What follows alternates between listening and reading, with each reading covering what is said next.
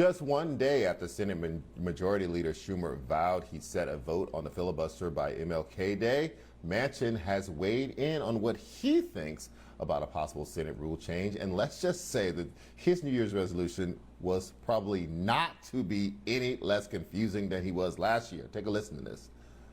Let me just say that to being open to a rules change that would create a nuclear option, it's very, very difficult. It's a heavy lift. I just believe that it's bedrock of democracy is voting, and we have to do what we can in order to preserve that. But let's just see. So I'm not agreeing to any of this to the extent I want to talk and see all the options we have open, and that's what we're looking at. Meanwhile, President Biden's approval ratings continue to spiral. A new CNBC Change Research poll reveals that 56% of voters now disapprove of his performance in office. That's a disapproval all-time high from his 54% number in September and his 49% number in April. All that as action is heating up behind the no celebration without legislation push by the family of Martin Luther King Jr., coinciding with the upcoming MLK holiday. Hunger strikes also continue to draw attention to voting rights. Legendary radio host Joe Madison has entered his 58th day of his hunger strike. He's joined by a Harvard professor and several students and graduates across the U.S. Here's one we had on the show just a few weeks ago. Take a listen.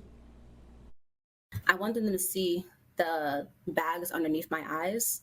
I have lost sleep because I'm not eating.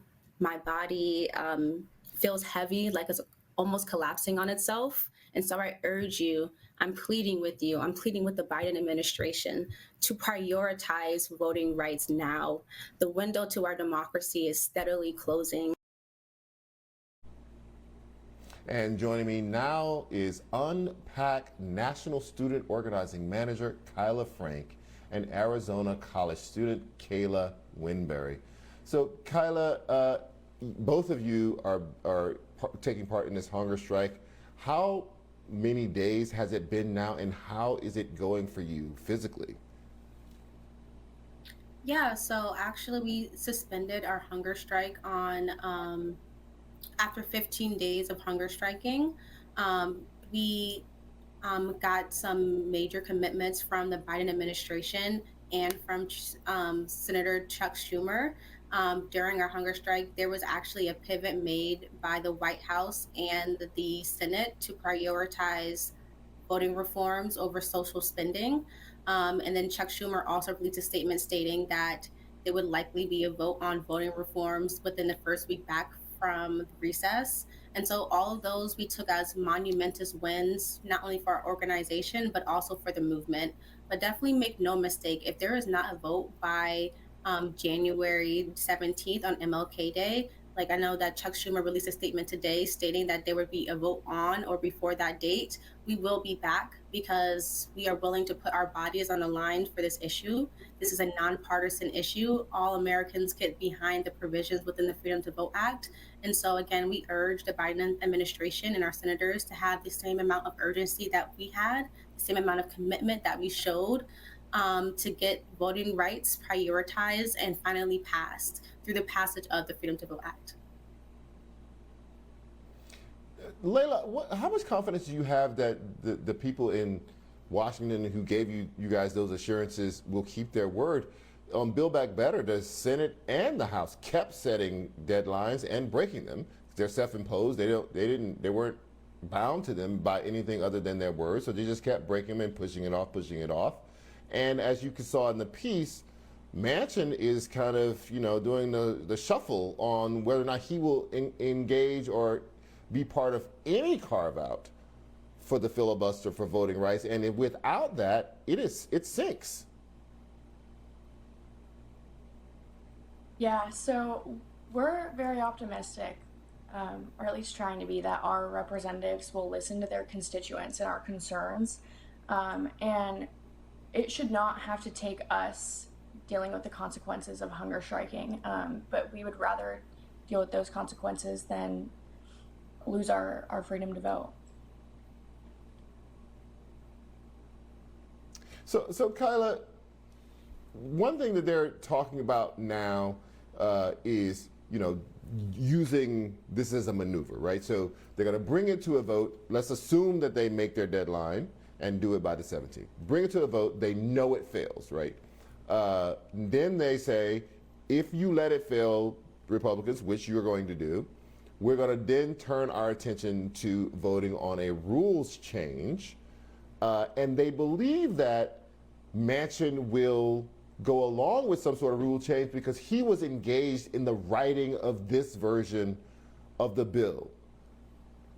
However, Manchin continues to waffle on whether or not he is willing to go that far. Do you believe that when push comes to shove and they go through their maneuvering, that Manchin will change his mind and vote to change the filibuster for voting rights legislation?